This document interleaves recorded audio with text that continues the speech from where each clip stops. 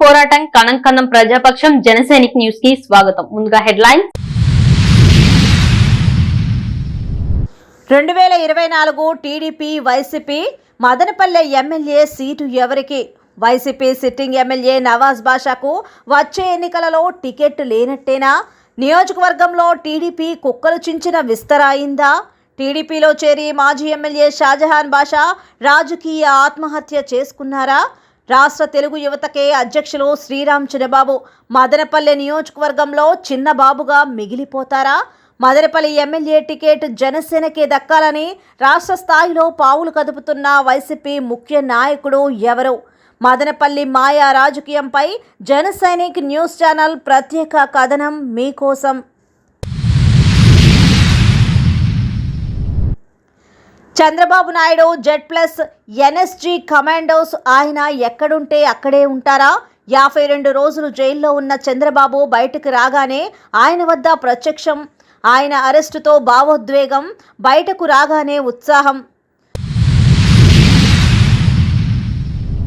చిత్తూరు జిల్లాలో ఘోర రోడ్డు ప్రమాదం. 33 మంది ప్రయాణికులతో వెళ్తున్న బస్సు బోల్తా, 22 మందికి గాయాలు. గొల్లమడుగు మలుపు వద్ద ప్రమాదం. స్వచ్ఛమైన పాలన కోసం టీడీపీ జనసేనను ఆదరించండి. బయ్యారెడ్డి కాలనీలో పట్టణ బాటా కార్యక్రమం. రాష్ట్రాన్ని సర్వనాశనం చేస్తున్న వైకాపా జనసేన నేత Ramadas Chowdary. 2024 TDP YCP Madanapalle MLA seat ఎవరికి? వైసీపీ సిట్టింగ్ ఎమ్మెల్యే నవాజ్ బాషాకు వచ్చే ఎన్నికలలో టికెట్ లేనట్టేనా? నియోజకవర్గంలో టీడీపీ కుక్కలు చించిన విస్తరి అయిందా? టీడీపీలో చేరి మాజీ ఎమ్మెల్యే షాజహాన్ బాషా రాజకీయ ఆత్మహత్య చేసుకున్నారా? రాష్ట్ర తెలుగు యువతకే అధ్యక్షులు శ్రీరామ్ చిన్నబాబు మదనపల్లె నియోజకవర్గంలో చిన్నబాబుగా మిగిలిపోతారా?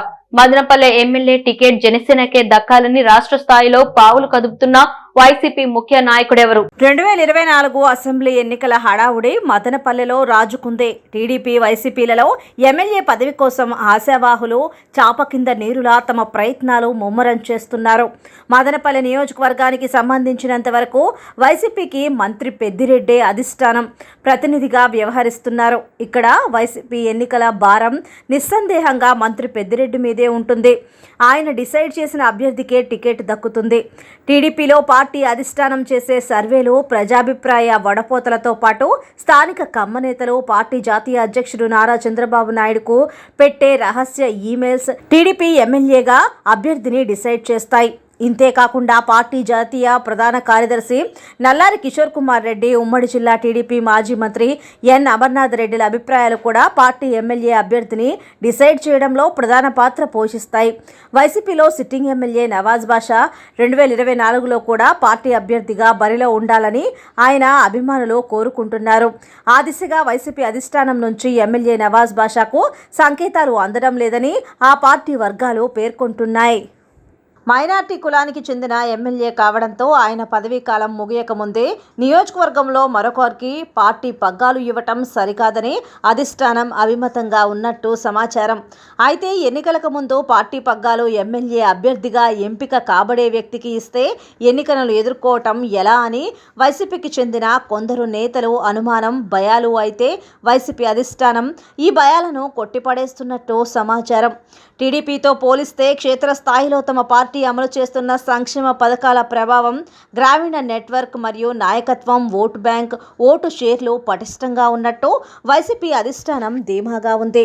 దీనికి తోడు ప్రతిపక్ష టీడీపీ జనసేనల వ్యవహారం నియోజకవర్గంలో కుక్కలు చించిన విస్తరలా తయారైందని కొందరు అధికార వైసీపీ నేతలు అంటున్నారు. నిజానికి టీడీపీ మాజీ ఎమ్మెల్యే దొమ్మలపాటి రమేష్ తప్ప మిగతా పార్టీ సీనియర్ నేతలు ముసుగులు తన్ని మరీ నిద్రపోయారనే చర్చ నియోజకవర్గ వ్యాప్తంగా జోరుగా నడుస్తుంది.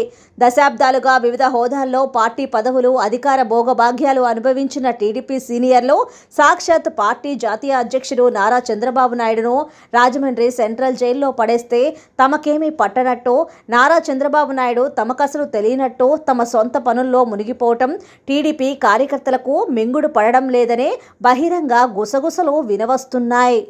పార్టీ మీద అభిమానం చావని బడుగు బలహీన వర్గాల నేతలు జైళ్ల పాలై కొంపలు గుల్లలు చేసుకున్న స్థానిక సీనియర్ నేతలు తమను పరామర్శించిన దాఖలాలెక్కడని కొందరు టీడీపీ నేతల ఆవేదన.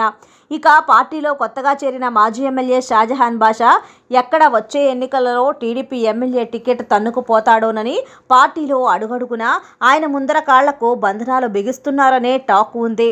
ఒక రకంగా షాజహాన్ టీడీపీలో చేరి రాజకీయ ఆత్మహత్య చేసుకున్నారని కొందరి మాట. ఇక స్థానిక పార్టీలో బీసీ నేత, తెలుగు యువత రాష్ట్ర అధ్యక్షుడు శ్రీరామ్ చంద్రబాబు పరిస్థితి దయనీయంగా ఉంది. రాష్ట్ర పార్టీ నేత శ్రీరామ్ చంద్రబాబు రాష్ట్ర వ్యాప్తంగా పార్టీ కోసం ఆందోళనలు చేశారు. కేసుల్లో ఇరుక్కొని జైళ్ల పాలైపోయారు. రాష్ట్ర వ్యాప్త పార్టీ అభిమానుల గుండెల్లో స్థానం పొందారు. పార్టీ నెంబర్ 2 లోకేష్ సన్నిహిత బృందంలో ముఖ్యులైపోయారు శ్రీరామ్ చంద్రబాబు.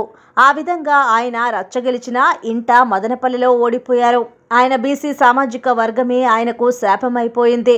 తెలుగు యువత రాష్ట్ర అధ్యక్ష పదవిలో ఉన్న ఆయన్ను నియోజకవర్గంలో తిరగడానికి, పార్టీలో బలం పుంజుకోవడానికి స్థానిక నేతలే శ్రీరామ్ చంద్రబాబు ముందరి కాళ్లకు బంధనాలు బిగించేశారనే చర్చ జరుగుతోంది.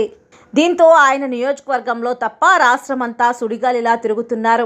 పార్టీ కోసం పోలీసు దెబ్బలు, కేసులు తగిలించుకుంటూ ఉన్నారు. శ్రీరామ్ చంద్రబాబు అనే ఈ రాష్ట్ర స్థాయి నేత నియోజకవర్గ రాజకీయాలలో మాత్రం జూనియర్ నేతగా మిగిలిపోయారు. ఇలా టీడీపీలో నేతలు ఒకరి కాళ్లు మరొకరు లాక్కుంటుంటే నియోజకవర్గంలో కొత్తగా పురుడు పోసుకొని జీవం పోసుకుంటున్న జనసేన బాలారిష్టాలు దాటడం లేదు. 5 ఏళ్లు ఉత్తుత్తి కార్యక్రమాలు ఉనికి కోసం పాటలు పడిన జనసేన స్థానిక నాయకత్వం ఇప్పుడు పొత్తులో భాగంగా మదనపల్లె సీటు తమకే దక్కుతుందని అంటూ ఉండడం ప్రచారంలో భాగమేనని టాక్ కూడా ఉంది. ఇదిలా ఉండగా వైసీపీ ముఖ్య నేత ఒకరు తమ పార్టీ అభ్యర్థిని మదనపల్లిలో గట్టెక్కించడానికి మదనపల్లి సీటు జనసేనకే దక్కేట్టు రాష్ట్ర స్థాయిలో పావులు కదుపుతూ ఉన్నారనే ప్రచారం ఇక్కడ సంచలనం సృష్టిస్తోంది. స్వచ్ఛమైన పాలన కోసం పవన్ కళ్యాణ్ ను ఆదరించాలని జనసేన నేత గంగారపు రామదాస్ చౌదరి ప్రజలను కోరారు. పట్టణ బాట కార్యక్రమంలో భాగంగా రామదాస్ బుధవారం కోళ్లబైలు గ్రామ పంచాయతీలో విస్తృతంగా ప్రచారం నిర్వహించారు. రామదాస్ చౌదరి ఆధ్వర్యంలో జనసేన నాయకులు, కార్యకర్తలతో, కాలనీ వాసులతో కలిసి ఇంటింటికి తిరిగి కరపత్రాలు ఇచ్చి జనసేన పార్టీ, పవన్ కళ్యాణ్ సిద్ధాంతాలను ప్రజల్లోకి విస్తృతంగా తీసుకోవడం జరిగింది. ఈ సందర్భంగా గంగారపు రామదాస్ చౌదరి మాట్లాడుతూ ప్రజల్లో అనూహ్య స్పందన కనిపిస్తుందని, జగన్మోహన్ రెడ్డి తండ్రిని చూసి ప్రజలు ఓట్లు వేసి 151 సీట్లు ఇస్తే చేతనైతే ప్రజలకు సేవ చేయాలి, సాయం చేయాలి. కానీ ఏ రోజైతే అధికారంలోకి వచ్చాడో అప్పటి నుంచి కక్ష సాధింపు చర్యలు చేస్తున్నాడు, కానీ అభివృద్ధి మాత్రం శూన్యమని మండిపడ్డారు. ఎన్నికల్లో ఇచ్చిన హామీలు, మద్యపానం నిషేధం మరిచాడు, ప్రజావేదిక కూల్చేశాడు, జాబ్ క్యాలెండర్ ఊసేలేదు, నిరుద్యోగ సమస్య, సిపిఎస్ రద్దు, చెప్పినవి ఏవీ చేయకుండా రాష్ట్రాన్ని సర్వనాశనం చేసి ఈరోజు ఫ్యాక్షన్ రాజకీయాలు చేస్తున్నాడని చౌదరి తీవ్ర స్థాయిలో విమర్శించారు. ఈ సైకో జగన్మోహన్ రెడ్డి 45 సంవత్సరాలు రాజకీయ అనుభవం ఉన్న చంద్రబాబు నాయుడు మీద ఏ కేసులు లేని ఆయనని అక్రమ కేసుల్లో పెట్టి జైల్లో పెట్టించాడని, త్వరలోనే రాబోయే ఎన్నికల్లో ప్రజలు ఓట్ల రూపంలో బుద్ధి చెప్తారని, జనసేన, టీడీపీ పార్టీలు సంయుక్తంగా ప్రభుత్వాన్ని ఏర్పాటు చేస్తాయని ధీమా వ్యక్తం చేశారు. ఈ కార్యక్రమంలో రాష్ట్ర చేనేత ప్రధాన కార్యదర్శి అడపా సురేంద్ర, టౌన్ ప్రెసిడెంట్ నాయన జగదీష్, రెడ్డిశేఖర్ రెడ్డి, నవాజ్, లవన్న, జంగాల గౌతమ్, జయ, గంగులప్ప, విజయ్ కుమార్, నరేష్, జనార్దన్, జస్వంత్, నారాయణ స్వామి, కాలనీ వాసులు తదితరులు పాల్గొన్నారు. మా తమ్ముడు రాజారెడ్డి ఆధ్వర్యంలో ఏసీ గోడౌన్ వెనకాల ప్రతి గుమ్మానికి జనసేన కార్యక్రమంలో భాగంగా ఇక్కడ పర్యటిస్తున్నాము. ప్రజల్లో అయితే అనూహ్య స్పందన కనబడుతాం. ఎందుకంటే ఒక రాష్ట్రానికి అధిపతి అయి ఉండి, ఒక రాష్ట్రానికి ముఖ్యమంత్రి అయి ఉండి 151 సీట్లు మీ మీద నమ్మకం పెట్టి, మీ తండ్రి గారిని చూసి నీకు 151 సీట్లు ఇచ్చినప్పుడు నువ్వేం చేయాలా? ప్రజలకు మంచి పాలన ఇవ్వాలి, శాంతి భద్రతలు కాపాడాలి, ప్రజలకు అన్ని సౌకర్యాలు చేయాలి నీ చేతనయ్యేట వరకు. అంతేగాని ఏ రోజైతే నువ్వు అధికారంలో కూర్చున్నావో ఆ రోజు నుంచి కూడా కక్ష సాధింపు చర్యలు. మొట్టమొదటిగా ప్రజావేదిక గుర్తు చేసినావు, అన్నా క్యాంటీన్లు ఎత్తేసినావు. నువ్వు ఎన్నికల్లో చెప్పిన ఏ హామీని పూర్తిగా నిలబెట్టుకోలేదు. పోలవరాన్ని అప్డేట్, అమరావతిని పూర్తి చేసినావు, జాబ్ క్యాలెండర్ అన్నావు, నిరుద్యోగ సమస్య తీరుస్తా అన్నావు, సిపిఎస్ రద్దు చేయిస్తా అన్నావు, మద్యపాన నిషేధం అన్నావు. ఏ ఒక్క కార్యక్రమం కూడా చేయకుండా రాష్ట్రాన్ని సర్వనాశనం చేసి ఈరోజు ఫ్రాక్షన్ పాలిటిక్స్తో నీ ఒక సైకో మెంటాలిటీకి 45 సంవత్సరాలు రాజకీయాల్లో ఉండి ఏ రోజు ఎటువంటి కేసులు లేని చంద్రబాబు నాయుడు గారిని నిర్దాక్షిణ్యంగా నువ్వు అక్రమ కేసులు పెట్టి ఆయన్ని 74 సంవత్సరాల పెద్ద ఆయన్ని జైల్లో పెట్టించావు. ఆ రోజే ప్రజాస్వామ్యానికి ముప్పు ఏర్పడుతుందని జనసేన పార్టీ కోసమో తెలుగుదేశం పార్టీ కోసమో కాదు, ఇది పవన్ కళ్యాణ్ గారి కోసమో చంద్రబాబు నాయుడు గారి కోసమో కాదు, ఈ ఆంధ్రప్రదేశ్ రాష్ట్రాన్ని బతికించుకోవాలా, ప్రజాస్వామ్యాన్ని పరిరక్షించుకోవాలా, ఈ రాష్ట్రం అభివృద్ధి చెందాలనంటే, ఈ సైకో పాలన పోవాలంటే జనసేన తెలుగుదేశం కలిసి రాబో ఎన్నికల కురుక్షేత్ర సంగ్రామంలో మేము ఖచ్చితంగా పోటీ చేస్తాం. ఈ రాష్ట్రానికి 10 సంవత్సరాలు సుస్థిర ప్రభుత్వాన్ని ఇస్తామని చెప్పనేసి మా నాయకుడు పవన్ కళ్యాణ్ గారు ఆంధ్ర రాష్ట్ర ప్రజలకు హామీ ఇవ్వడం జరిగింది. ఆ పిలుపుని అందుకొని మదనపల్లిలో కూడా ఒక్క డెవలప్మెంట్ లేదు, ఒక్క అభివృద్ధి లేదు. దీన్ని బేస్ చేసుకొని ఏదైతే వైసీపీ విముక్త ఆంధ్రప్రదేశ్ అనే నినాదాన్ని మా నాయకుడు పవన్ కళ్యాణ్ గారు మాకు ఇచ్చారో ఆ నినాదాన్ని మేము అందిపుచ్చుకొని వైసీపీ విముక్త మదనపల్లి అసెంబ్లీ, వైసీపీ విముక్త రాజంపేట పార్లమెంటు దిశగా పనిచేస్తున్నాం. ఈరోజు ఏ గడపకు పోయినా, ఏ ఇంటికి పోయినా, ఏ యువకుని కదిల్చినా, ఏ చేనేత కార్మికుని కదిల్చినా, ఏ గృహిణిని కదిల్చినా, ఏ రైతుని కదిల్చినా ఒకటే మాట, ఈ సైకో పోవాలా. ఈ రాష్ట్రాన్ని జనసేన తెలుగుదేశం సంకీర్ణ ప్రభుత్వం మాత్రమే కాపాడగలదని నిర్ణయిస్తున్నారు. కాబట్టి మాకు చాలా సంతోషంగా ఉంది, ఖచ్చితమైన నమ్మకం ఉంది. రాబోయే ఎన్నికల్లో మదనపల్లి అసెంబ్లీలో జనసేన పార్టీ అత్యధిక మెజార్టీతో గెలుస్తుందని చెప్పి తెలియజేసుకుంటున్నాము. జై జనసేన. రాజారెడ్డి అన్న ఆధ్వర్యంలో మరియు రెడ్డిశేఖర్ రెడ్డి ఆధ్వర్యంలో జనం కోసం జనసేన పల్లెబాట రావడం జరిగింది. ఇక్కడ మనకు బైరెడ్డి కాలనీలో చూస్తే కాలనీ ఏర్పడి 10 సంవత్సరాలు అయితే మౌలిక వసతులలో వైసీపీ పార్టీ వెనుకబడింది. కాలువలు అయితేనేమి, త్రాగునీరు అయితేనేమి, రోడ్లు అయితేనేమి ఇంతవరకు ఇక్కడ వేయలేదు. గత 5 నెలల ముందు కూడా జనసేన పార్టీ ఇక్కడ నుంచి వచ్చి చెప్పాం ప్రభుత్వానికి, ఇంతవరకు కూడా కళ్ళు తెరిచి వాళ్ళు అధికారులు ఇక్కడ వచ్చి చూడలేదు. తక్షణమే ఇకనైనా కానీ వచ్చి బైరెడ్డి ప్రజలు పడుతున్న కష్టాలని గుర్తించి మీరు ఖచ్చితంగా మౌలిక వసతులు కల్పించాలని, రోడ్లు మరియు డ్రైనేజీ ఏర్పరచాలని జనసేన పార్టీ తరఫున డిమాండ్ చేస్తున్నాం. జై జనసేన. ఈరోజు రాజారెడ్డి అన్నగారి ఆధ్వర్యంలో ఇంటింటికి జనసేన అనే కార్యక్రమం జరిపించడం, అలాగే ప్రతిరోజు ప్రెస్ మీట్లో మన దాసన్న కానీ మేము కానీ ఈ ప్రజల్లో ఉన్న వ్యతిరేకత గురించి చెప్తూనే ఉన్నాం. అదే ఈ ఆంధ్రప్రదేశ్ రాష్ట్ర ప్రజలు ఎంత అమాయకులో ఈ ప్రశాంత్ కిషోర్ వైసీపీ పార్టీ వ్యూహకర్త మనల్ని ఆంధ్రప్రదేశ్ రాష్ట్ర ప్రజల్ని అమాయకత్వాన్ని వాడుకొని వైసీపీని గెలిపించి నిన్న ఒక ప్రెస్ మీట్లో అదే ప్రశాంత్ కిషోర్ ఆంధ్రప్రదేశ్ రాష్ట్రాన్ని ఉదాహరణగా చూపిస్తూ ఒక మాట అన్నాడు. సంపాదన సృష్టి లేకుండా డబ్బులు పంచుకుంటా పోతే చివరికి రాష్ట్రము దివాలా తీస్తుంది అని, దానికి ఆంధ్రప్రదేశ్ రాష్ట్రమే ఉదాహరణ అని చెప్పి నిన్న ప్రశాంత్ కిషోరే అదే పనిగా ప్రెస్ మీట్లో ఆంధ్రప్రదేశ్ని ఉద్దేశించి మరీ చెప్పాడు. అంటే మనం ఎంత అమాయకంగా ఈ ఆంధ్ర రాష్ట్ర ప్రజల్లో ఈ వైసీపీని గెలిపించామో తెలుసుకోవాలని చెప్పి ప్రజలకి విజ్ఞప్తి చేస్తున్నాం. అలాగే చంద్రబాబు నాయుడు గారు నిన్న బెయిల్ మీద రిలీజ్ అయ్యారు. మీరు కక్ష సాధింపు చర్యల్లో ఆట మీరు మొదలుపెట్టారు, బాగా ఆడారు, కానీ చివరికి ఆట ముగిచ్చేది వైసీపీ జనసేన పార్టీ అని, తెలుగుదేశం జనసేన పార్టీ అని ఖచ్చితంగా చెప్తున్నాం. జై జనసేన. తెలుగుదేశం పార్టీ అధినేత నారా చంద్రబాబు నాయుడు ఎక్కడుంటే జెడ్+ కమాండోలు అక్కడే ఉంటారు. 52 రోజులుగా రాజమహేంద్రవరంలోనే ఎన్ఎస్జీ సిబ్బంది. ఆయన జైలు నుంచి బయటకు వచ్చిన మరుక్షణం నుంచే రక్షణ విధుల్లోకి వారు వచ్చి చేరారు. అమ్మచెరువు మిట్ట వద్ద జరుగుతున్న జాతీయ రహదారి విస్తరణ నిర్మాణంతో ఇబ్బంది పడుతున్న ప్రజలకు మేమున్నామంటూ టీడీపీ, జనసేన, సిపిఐ నాయకులు అండగా నిలిచారు. అలైన్మెంట్ కు అనుగుణంగా నిర్మాణం చేయకపోవడం పట్ల గత పక్షం రోజులుగా తెదేపా అధినేత చంద్రబాబుకు సుదీర్ఘ కాలంగా జెడ్+ సెక్యూరిటీ అందిస్తున్న ఎన్ఎస్జీ కమాండోలు ఆయన జైలుకు వెళ్లినప్పటి నుంచి బయటకొచ్చే 52 రోజుల పాటు రాజమహేంద్రవరంలోనే బస చేశారు. మంగళవారం సాయంత్రం చంద్రబాబు రాజమహేంద్రవరం కేంద్ర కారాగారం నుంచి విడుదలైన వెంటనే వారంతా ఆయన రక్షణ విధుల్లో చేరిపోయారు. నైపుణ్యాభివృద్ధి కేసులో అరెస్టైన చంద్రబాబును సెప్టెంబర్ 10న రాజమహేంద్రవరం కేంద్ర కారాగారంలో జ్యుడిషియల్ రిమాండ్కు తరలించగా ఆయన జైల్లోకి వెళ్లేంత వరకు భద్రతా భద్రత కల్పించిన ఎన్ఎస్జీ కమాండోలు అప్పటి నుంచి రాజమహేంద్రవరంలోనే ఉన్నారు. మొదట నెల రోజుల పాటు నగరంలోని ఓ ప్రైవేట్ హోటల్లో బస చేశారు. తర్వాత లాలా చెరువు సమీపంలో ఓ ఇంటిని అద్దెకు తీసుకుని అక్కడ ఉంటున్నారు. చంద్రబాబు ఏ క్షణంలో బయటకు వచ్చినా అవసరమైన భద్రత అందించేందుకు వీలుగా షిఫ్టుల వారీగా విధులు నిర్వహిస్తూ నిరంతరం సిద్ధంగా ఉండేవారు.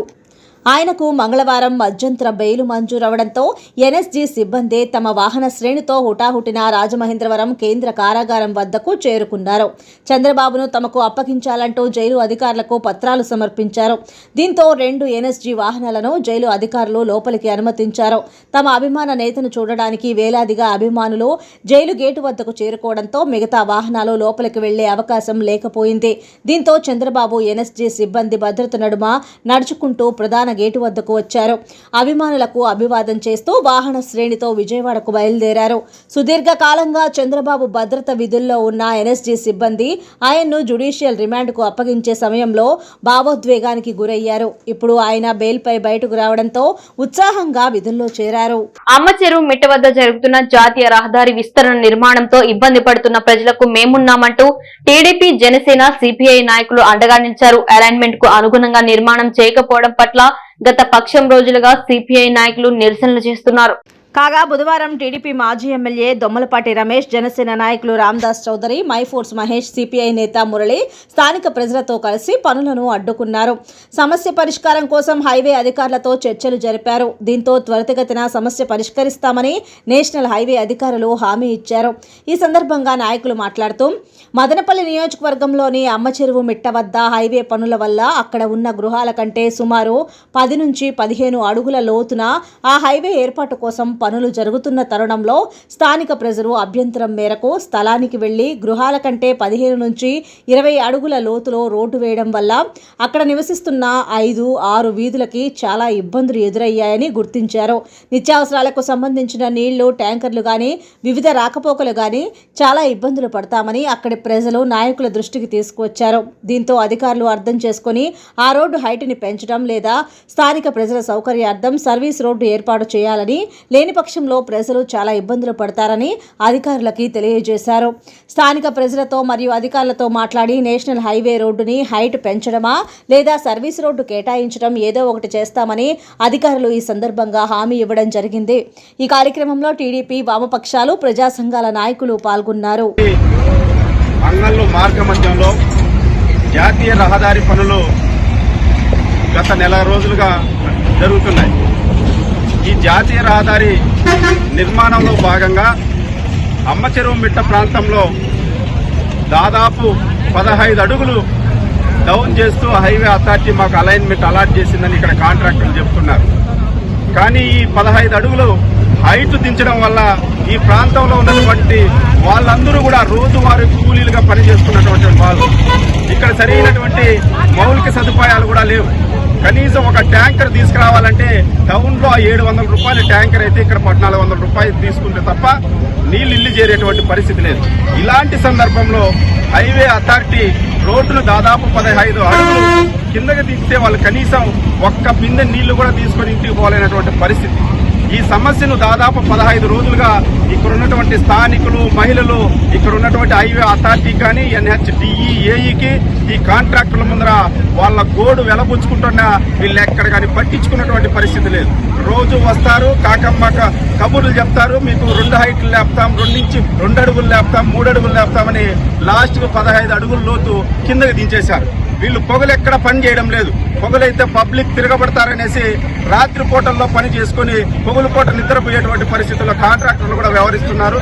కాబట్టి కమ్యూనిస్టు పార్టీ సిపిఐగా మేము డిమాండ్ చేసేది ఏమంటే ఈ ప్రాంతంలో హైట్ను తగ్గించే ముందు మీరు వాళ్ళకి సపరేట్ రోడ్డు విధానా ఏర్పాటు చేసి నేను హైవే అథారిటీ నామ్స్ ప్రకారం అది చేయనప్పుడు యథావిధంగా మీరు హైవే రోడ్డు నిర్మిస్తే ఇక్కడ ప్రయోజనంగా ఉంటుంది తప్ప లేదు ప్రజలను ఇబ్బంది పెట్టాలంటే కమ్యూనిస్టు పార్టీగా ఇతర రాజకీయ పార్టీలు, ప్రజా సంఘాలుగా మేము ఊరుకునే పరిస్థితి లేదు. అందులో భాగంగానే ఇవాళ ఇక్కడ ఇంత నియంత్రణ ఆ పక్కనే టౌన్లో దాదాపు కోల్డ్ స్టోరేజ్ ₹1,00,00,000 పైన కాంపన్సేషన్ చెల్లించినప్పుడు కూడా కనీసం ఆ ఒక్క రూమ్ను కూడా ముట్టుకునేదానికి ఇక్కడ కాంట్రాక్టర్లు డిఈ ఏఈ గారు ఎందుకు ఇబ్బంది పడుతున్నారో, అక్కడ ఉన్నటువంటి రెడ్డి సామాజిక వర్గం దగ్గర ఎంత డబ్బు తీసుకున్నారో కూడా తెలియనటువంటి పరిస్థితి. మేము ఇవాళ NHDE గారికి ఏఈ గారికి సిపిఐ పార్టీగా డిమాండ్ చేసేది ఏమంటే కోల్డ్ స్టోరేజ్ గాన అక్కడ ఉన్నటువంటి NH స్కెచ్ ప్రకారం అలైన్మెంట్ ప్రకారం రోడ్డు నిర్మాణం జరగకపోతే ఇదే రోడ్డు పైన ఇక్కడ స్థానికులందరినీ తీసుకెళ్లి బైఠాయిస్తామని కూడా ఈ సందర్భంగా అధికారులకు హెచ్చరిస్తున్నాం. మధ్యలో అమ్మచారమెట్టులో ఉండే రోడ్డు నిర్మాణంలో భాగంగా మేము అప్పుడే గత 10 రోజులకు ముందే కమ్యూనిస్ట్ పార్టీ సిపిఐ ఆధ్వర్యంలో కూడా మేము కార్యక్రమం చేసినాము. ఆ కార్యక్రమం NHDE దగ్గరికి అలాగే ఏఈ దగ్గర కూడా ఈ సమస్యను తీసుకుపోయినాము. వారు కూడా మా పై అధికారులతో చర్చించి ఈ సమస్యను దాదాపు సాల్వ్ చేస్తామని చెప్పడం జరిగింది. ఇలాగే చెప్తూ ఉంటారు కానీ ఈ అమ్మచారమెట్టులో ఉండే ఈ రోడ్డును కొంచెం హైట్ పెంచి ఆ ఇళ్ల యొక్క సౌకర్యం పోయేదానికి వచ్చేదానికి కూడా దారి ఏర్పాటు చేయాలని, ప్రజలకు అనుగుణంగా రోడ్డు నిర్మించాలే కానీ ప్రజలను ఇబ్బంది పెట్టి రోడ్డు నిర్మించకూడదని మేము ఈ సందర్భంగా తెలియజేస్తూ, అదేవిధంగా పలుమార్లు సిపిఐ ఆధ్వర్యంలో మనం ధర్నా కార్యక్రమాలు చేపట్టినా కానీ ఎంతోమంది అధికారులు వస్తున్నారు పోతారని కానీ ఈ సమస్యకు ఒక పరిష్కారము చూపలేదు. దయచేసి ఈ సమస్యను ప్రజలకు అనుగుణంగా మనం రోడ్డు నిర్మాణం చేపడితే బాగుంటుందని ఈ సందర్భంగా మేము తెలియజేస్తున్నాం. హైట్లో పుట్ట ప్రాంతం ఉండడం వల్ల హైట్లో ఉన్నాయి. వీళ్ళు రోడ్డు సుమారు 10 అడుగులు కింద వేస్తున్నారు. ఏ వెహికల్ కూడా ఏ వెహికల్స్ వాటర్ కానీ ఏదైనా కానీ కూడా పోయే పరిస్థితి అంత అధ్వానంగా ఉంది పరిస్థితి. ప్రజలు చాలా ఇబ్బందులు పడతారు. ఇంట్లో కంటిన్యూ చేస్తే దీని బదులు మనకు సర్వీస్ రోడ్డు ఏర్పాటు చేయడము, ఇదే రోడ్ని హైట్ పెంచి వాళ్ళకి సరిపోయే విధంగా 2 ఆప్షన్స్లో ఏదో ఒకటి చేయాలని మన సర్టన్ నేషనల్ హైవేస్ అథారిటీ వాళ్ళకి చెప్పడం జరిగింది. వాళ్ళు కూడా ఈ 2 ఆప్షన్స్లో ఏదో ఒకటి ఖచ్చితంగా చేసి ప్రజల ఏ అభివృద్ధి అయినా కూడా ప్రజల అవసరాలు ప్రజల సౌకర్యాలు చూసుకునే అభివృద్ధి చేయాలి. దాని పరంగా హైట్ పెంచడమో లేదా సర్వీస్ రోడ్ అలాట్ చేయడమో ఎన్నికల రోడ్ చేస్తామని నేషనల్ హైవేస్ అథారిటీ అధికారులు కూడా చెప్పడం జరిగింది. ప్రజలు కూడా ఇది కూడా ముందు వాళ్ళు ఎప్పుడైతే రోడ్డు కట్ చేసేటప్పుడే మనం దీనిపైన వాళ్ళకి సరైన రీతిలో మనం స్పందించుంటే ఇంకా బాగుండేది. అయితే మీరు కూడా ఈ సౌకర్యాలకి ఏ ఆటంకం కలిగినా కూడా ముందు ఖచ్చితంగా పోరాడి సాధించుకోవాలి. దీనికి జనసేన పార్టీ కానీ టీడీపీ కానీ సిపిఐ అందరూ కూడా మేము అందరూ కోరుకుంటాం. ఖచ్చితంగా ప్రజలకి ఏ ఇబ్బంది కలిగినా కూడా అన్ని పార్టీలు ఏకమై న్యాయం జరిగిన కోసం అందరూ కోరుకుంటామని తెలియజేస్తున్నాం. చిత్తూరు జిల్లాలో ఘోర రోడ్డు ప్రమాదం జరిగింది. 30 మందికి పైగా ప్రయాణిస్తున్న ఓ ప్రైవేట్ బస్ బోల్తా పడింది. ఈ ఘటనలో 22 మంది ప్రయాణికులు గాయపడ్డారు. గొడిపాల మండలం గొల్లమడుగు మలుపు వద్ద ఈ ప్రమాదం జరిగింది.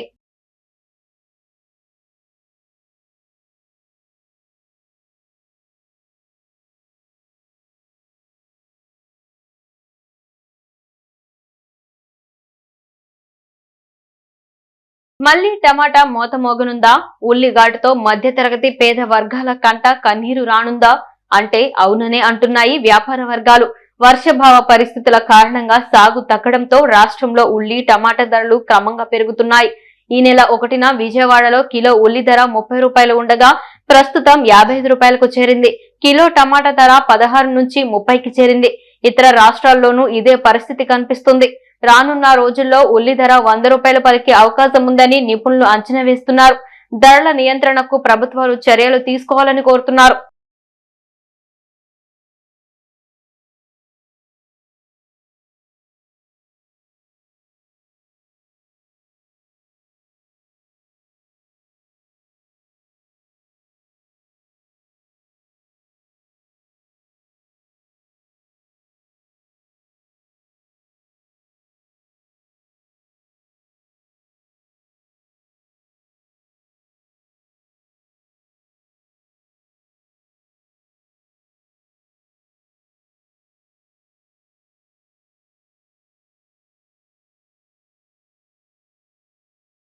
జిల్లా స్థాయి పోటీలలో మదనపల్లి జెడ్పీ విద్యార్థిని ప్రతిభ చాటింది. పోలీస్ అమరవీరుల సంస్మరణ దినోత్సవం సందర్భంగా జిల్లా స్థాయిలో మంగళవారం సాయంత్రం జిల్లా కేంద్రమైన రాయచోటిలో జరిగిన జిల్లా స్థాయి వక్తృత్వ పోటీలలో స్థానిక మదనపల్లి జెడ్పీ ఉన్నత పాఠశాలలకు చెందిన 10వ తరగతి విద్యార్థిని రాయిసా అంజుమ్ అవార్డ్ రివార్డ్ గెలుపొందింది. ఈ పోటీల్లో విశేష ప్రతిభను కనబరిచిన అంజుమ్ తృతీయ బహుమతిని కైవసం చేసుకుంది. ఈ సందర్భంగా రయూసా అంజుమ్కు 2,000 రూపాయల నగదు బహుమతితో పాటు ప్రశంసా పత్రాన్ని అందజేశారు. దీనిని పురస్కరించుకుని బుధవారం ఉదయం పాఠశాల ఆవరణలో ఏర్పాటు చేసిన కార్యక్రమంలో రయూసా అంజుమ్ను ప్రధానోపాధ్యాయులు, ఉపాధ్యాయులు, విద్యార్థులు అభినందించారు. రయూసా అంజుమ్ను ఆదర్శంగా తీసుకుని విద్యార్థులందరూ పోటీ పరీక్షలలో పాల్గొని ప్రతిభను కనపరచాలన్నారు. ఈ కార్యక్రమంలో ప్రధానోపాధ్యాయులు, ఉపాధ్యాయులు, విద్యార్థులు పాల్గొన్నారు. 2024-25 విద్యా సంవత్సరానికి గాను 9వ తరగతిలో ప్రవేశం కోరే విద్యార్థుల కోసం ఉమ్మడి చిత్తూరు జిల్లా మదనపల్లి రూరల్ మండలం వలసపల్లి వద్ద ఉన్న జవహర్ నవోదయ విద్యాలయ వారు దరఖాస్తు ఆహ్వానం కోరారు. ప్రస్తుత విద్యా సంవత్సరంలో 8వ తరగతి ఉమ్మడి చిత్తూరు జిల్లాలో చదువుతూ మే 1, 2009 నుంచి జూలై 31, 2011 తేదీల మధ్య జన్మించి ఉండవలెను. 2024-25 విద్యా సంవత్సరానికి గాను 11వ తరగతిలో ప్రవేశం కోరే విద్యార్థులు ప్రస్తుత విద్యా సంవత్సరంలో 10వ తరగతి చదువుతూ జూన్ 1, 2007 నుంచి జూలై 31, 2009 తేదీల మధ్య 2 తేదీలు కలుపుకొని జన్మించి ఉండవలెను. అలాగే అభ్యర్థి యొక్క తల్లిదండ్రుల నివాసం ఉమ్మడి చిత్తూరు జిల్లాలోనిదై ఉండవలెను. ఉమ్మడి చిత్తూరు జిల్లాలోని ఏదైనా ప్రభుత్వ లేదా ప్రభుత్వ గుర్తింపు పొందిన పాఠశాలల్లో చదువుతున్న బాలబాలికలు ఉచితంగా www.navodaya.gov.in ద్వారా ఆన్లైన్లో నవంబర్ 7, 2023లోగా దరఖాస్తు చేసుకోవలను. 9 మరియు 11 2 తరగతులకు ప్రవేశ పరీక్ష ఫిబ్రవరి 10, 2024న నిర్వహించబడుతుందని నవోదయ ప్రిన్సిపాల్ వెల్లడించారు. క్షణక్షణం పోరాటం కణం ప్రజాపక్షం జన సైనిక్ న్యూస్ ఇంతటితో సమాప్తం. తిరిగి రేపటి బులెటిన్లో మళ్ళీ కలుసుకుందాం. అంతవరకు సెలవు, నమస్కారం.